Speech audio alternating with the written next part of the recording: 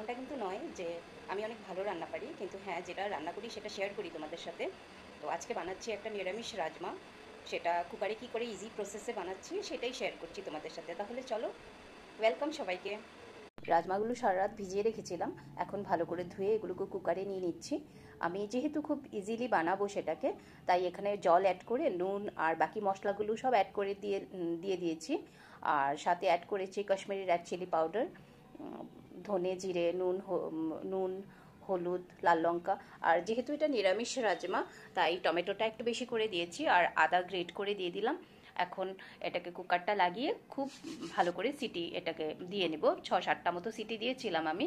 আর রাজমা যেহেতু সেভাবে গলে যায় না, তাই আমি সেই জন্য কিছুটা উঠিয়ে নিয়ে এভাবে এগুলোকে ভেঙে দিয়েছিলাম। স্ম্যাশার নেই আমার কাছে, তাই হাতা দিয়েই আমি ভেঙে দিয়েছি, যাতে করে একটু ঘন হয়ে যায়। আর রসুন পেঁয়াজ দিলে তো কিছুটা এমনিতেও ঘন হয়।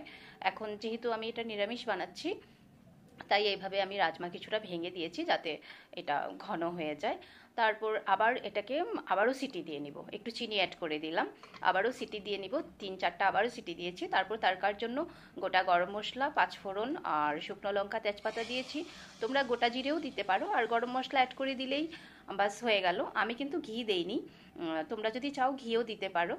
আর সবাইকে দেখার জন্য ধন্যবাদ।